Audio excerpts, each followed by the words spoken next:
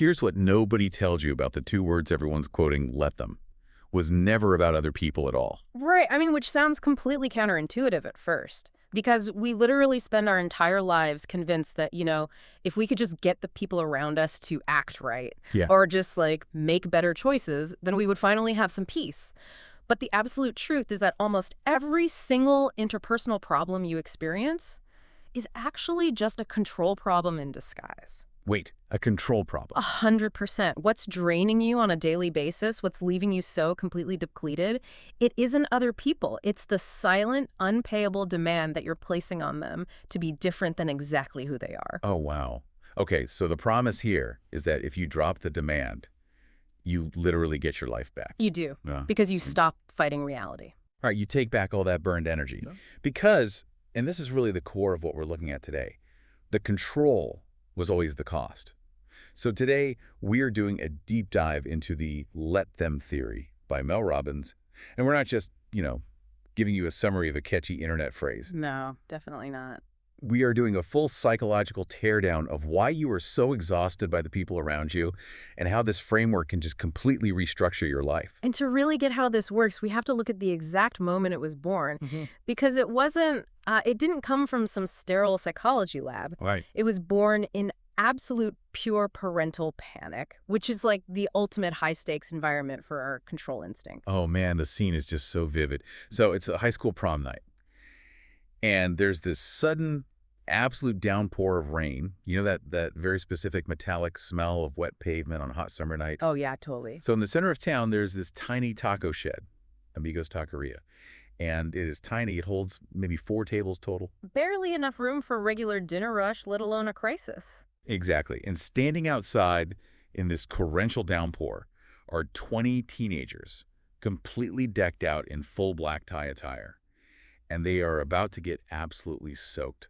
Because, they're high school kids. They have zero executive function, and they completely forgot to make dinner reservations. On, like, the busiest night of the year. Right. So, obviously, this triggers a massive biological response in the parents. They are swarming. They're in full crisis mode. Furiously scrolling on their phones. Yes. Just desperately trying to find a pizza place that delivers, or, anywhere that can seat 20 soaked teenagers. Yeah. And Mel Robbins is right there in the epicenter. Her stomach is in knots because her son, Oakley, is out there in the rain in these brand new sneakers he begged for. The ones that are about to be ruined. Ruined. The girls' expensive gowns are dragging in the mud, and Mel is just vibrating with adrenaline, ready to swoop in and fix the night. And I really want to pause on that exact feeling, that vibration you just mentioned, because we usually label that panic as, care or love. She's being a good mom. Right, but neurologically, what's actually happening is a stress response driven by enmeshment.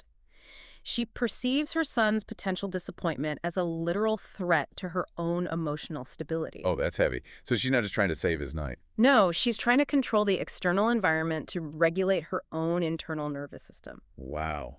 Okay, so right in the middle of this frantic scrolling, her older daughter, Kendall, just grabs her arm, stops her dead, and she says 4 flat words. Mom, just let it. It's so jarring. Let them get soaked. Let them get ruined. Let them go eat wherever they want. And this is the crucial moment to pull apart. The physiological shift that happens in Mel right then. Because when you analyze it, the profound relief she feels, that softening in her chest, it doesn't happen because the situation gets resolved. Right, it's not like a 5-star restaurant suddenly opens up across the street. Exactly. The rain doesn't stop. The sneakers get wet. They're still standing outside a taco shed. The relief comes entirely from her dropping the wheel.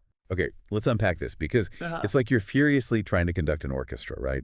You're sweating, you're waving the baton, your heart rate is spiking, but none of the musicians are even looking at you. They don't even have sheet music. Exactly. They're just playing whatever they want.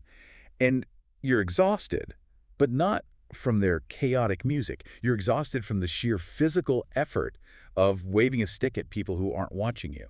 That is the perfect analogy. You're expending massive energy trying to synchronize an ecosystem that is fundamentally autonomous. So for you listening to this right now, the really uncomfortable question is, where in your life Are you currently trying to manage someone else's prom night? Where are you standing in the rain, scrolling for a solution to a problem that isn't yours? But, okay, hold on. Let me play devil's advocate here. Go for it. Because honestly, taking this at face value makes me a little uneasy. Like, if this is just the ultimate life hack for peace, just detach. Isn't that basically a recipe for chaos? What do you mean? Well, say my partner is secretly draining our savings account, or I have a friend who's, actively engaged in some really destructive addiction.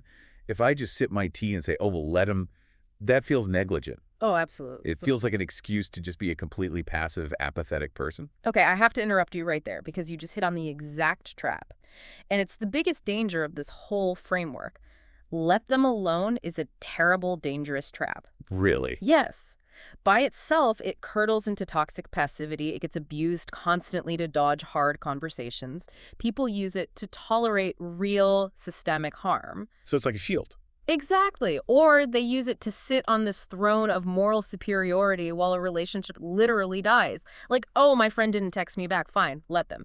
It completely fails the second you use it to go numb instead of acting. Okay, so then how is it a valid theory? Because it only holds together with its forgotten second half. The whole theory relies on two words that come immediately after. Let me... Yes. You sort out what is truly yours before you let go. Let them drops the illusion of control over other people. But let me is where you take back your response. It's your boundary. It's your next move. Okay, I'm having a total aha moment here. So it's not about giving up. It's about shifting the energy. Exacto. You take all that wasted energy from what you can't control, and you funnel it into the only thing you can. Because if you're trying to manage them, if you're obsessing over their choices, the control was always the cost. You're paying the toll with your own sanity. And to understand why this shift is so hard for us, we actually have to look backward. This isn't just a trendy pop psychology thing. This has an ancient spine. You mean like historically? Yeah, this is basically the foundational principle of Stoicism and even the Buddhist concept of radical acceptance. Right, like Epictetus. Exactly. Epictetus lived a life where he was literally enslaved. He had zero legal control over his own body or his location. Out of that extreme lack of control, he developed the dichotomy of control. This rigid line in the universe. Right. On one side is what you control. Your thoughts, your actions, your response. On the other side is what you never did, which is other adults. And true peace lives exclusively on one side of that line. But if philosophers have known this for thousands of years, why do we constantly try to cross that line? I mean, why is it our default setting to try and control other people? Because of the science of control. Humans have this hardwired survival instinct. From an evolutionary standpoint, feeling in control makes your brain feel safe. Unpredictability is literally perceived by the amygdala as a threat to your survival.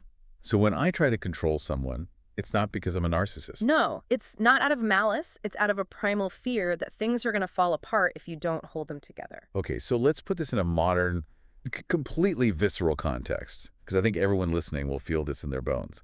The ultimate restrictive environment. Oh, I know where you're going. A commercial airplane. Yes. Okay, so you are strapped into a seat.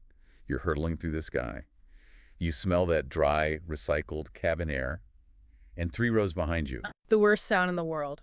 there is a stranger with a wet, persistent, hacking cough. Just every 30 seconds. My skin is crawling just thinking about it. Right. And your internal monologue just starts screaming, this guy needs to cover his mouth. Why did he get on this flight? He's going to get me sick. And biologically, your amygdala is firing. You're having a disgust response to protect yourself from pathogens. Your heart rate elevates. Cortisol floods your system. I am furiously demanding that this man stop coughing. But you have zero agency over his respiratory system. Unless I want to go to federal prison. Right. So you have a choice. You can sit there and stew and let the stress response hijack your entire body for a 4-hour flight. Or I apply the theory. Which means starting with the hardest part. Let him cough. Let him cough. That is the objective reality. And the second you accept it, the internal war stops. And then you pivot. To let me. So, let me pull a mask out of my bag. Let me turn the air vent on full blast across my face. Let me put on my noise-canceling headphones. Let me ask the flight attendant if I can move seats. Notice how different that feels. Focusing on what you can't control creates immense stress. Focusing on what you can control makes you powerful. You're not a hostage anymore. For the listener, just feel the difference between those two states. The angry white-knuckled passenger versus the proactive one who just moved seats and went back to reading. Exactly. But see, it's one thing to do this with a stranger on a plane. It's entirely different when we're talking about the people we love. Oh man, yes, like adult friendships. This is where it gets so emotional. Because letting a stranger cough is one thing, but letting your best friend drift away, That hurts. it's agonizing. Mm-hmm. So let's look at this scene. It's Friday night, you're on your couch, house is quiet, and the smartphone screen is glowing in the dark. Always the smartphone. Always. You're scrolling, and you see a photo of your core friend group out at a gorgeous dinner, and you weren't invited. It's like a punch to the gut. It is. Yeah. You immediately think, what did I do wrong? Why didn't they call me? And we personalize it instantly. We assume it's a massive failure of our own worth. But the science actually tells a completely different story. It's a phenomenon sociologists call the Great Scattering. The Great Scattering. Yeah. Think about childhood and college. Your friendships were built almost entirely on forced proximity. You're in the same dorms, the same classes. You're literally tripping over each other. The environment does the work for you. Right. There's this incredible study out of the University of Kansas. They actually quantified how many hours it takes to build a friendship. It takes about 74 hours to build a casual friend. Wow. And over 200 hours to build a close friend. 200 hours. Yes, which is easy in college. But in adulthood strips away all that forced proximity. The Great Scattering happens. People move, they get married, they have kids, demanding jobs. Trying to find 200 hours with an adult friend is a logistical nightmare. It's nearly impossible. Adult friendship relies on 3 pillars: proximity, timing, and energy. And when those shift, friendships fade. It's physics, not a personal failure. It's like trying to keep a campfire going, right? Right. But over the years, everyone has moved their lawn chairs to totally different campsites out in the woods. Oh, I love that. And you're just standing at the original site, throwing logs into an empty circle, wondering why nobody's getting warm. Exactly. You're trying to fuel a dynamic that physically no longer exists. But, okay, sitting on the couch looking at the photo, knowing the physics doesn't stop the sting. And my temptation is to sit in superiority and go, well, fine. Let him go to brunch without me. I didn't want to go anyway. Which is that toxic passivity again. You're Right. isolating yourself. This is where you absolutely have to use the let me shift. So what does that look like here? First, radical acceptance. Let them drift. Let them go to dinner. They're autonomous adults. But then, let me.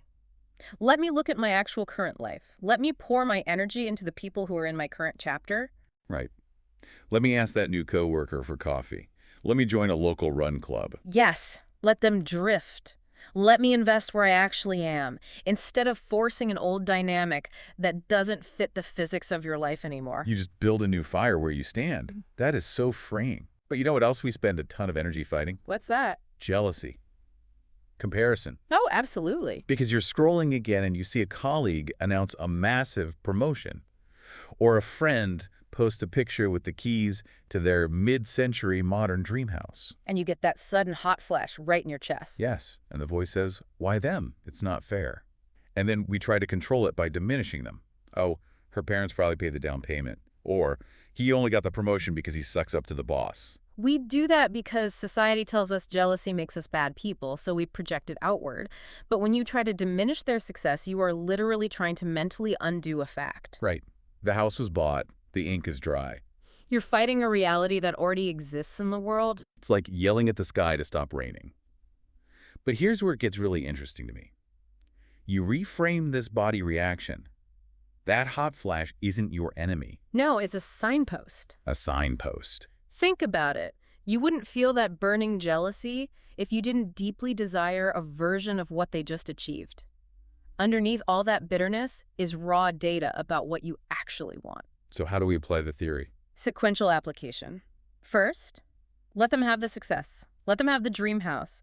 Drop the mental resistance and allow their reality to exist without your commentary. And then the pivot. Let me chase what that hot flash just revealed I actually want. Use their success as a mirror.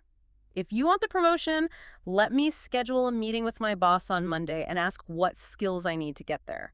Because if you let comparison make you bitter instead of better, the control was always the cost.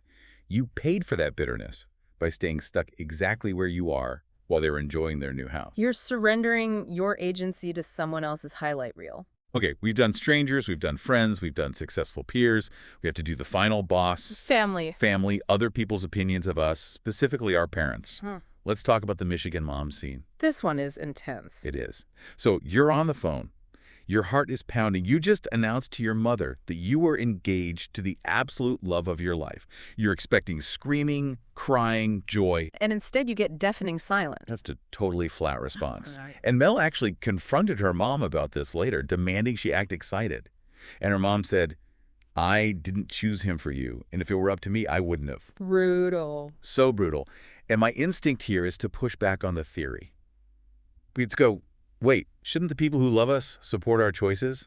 Don't we have a right to demand they be happy for us? This is a really hard pill to swallow, but no. They can support you materially, like showing up to the wedding without internally agreeing with you. Mel is demanding to install a specific thought pattern in her mother's head. She wanted to control her mom's internal emotional landscape. Which is impossible. And when Mel finally stepped back, she realized her mom's flat response wasn't malice, it was fear. Her mom just wanted her to marry someone from Michigan so she wouldn't move away. It was grief over losing proximity. Exactly.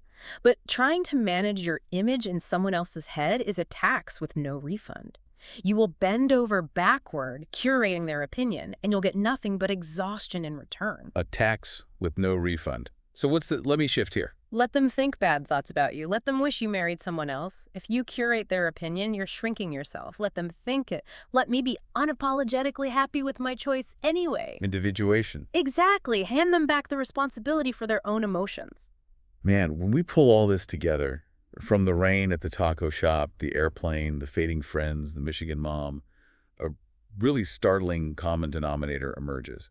You were never actually fighting the other person. What were we fighting? You were fighting the gap between how they are in reality and how you demanded they be in your head. Oh, that's it. It's the friction between reality and expectation. All of your exhaustion lives in that gap. Let them drops the unpayable demand. And let me fills that newly freed space with the one and only life you actually run. Your own. Yeah. Because, honestly, stop paying the toll. The control was always the cost. Always. And, to wrap up this dip dive, I want to leave you, the listener, with a final provocative thought. We've talked about applying this to everyone else. But what happens when you finally apply the let them theory to yourself? To yourself? Wait, how? Think about the past versions of you, the past mistakes, the old failures you're still furiously trying to manage and judge in your own head. What parts of your own history do you need to finally look at and say, let them be in the past? Wow. Because until you stop fighting your past selves, let me can never truly step into the future. That is an incredible place to land, offering yourself the exact same grace you're offering the world. Thank you so much for joining us on this deep dive. Take let them and let me and see what happens when you finally drop the wheel. We'll see you next time.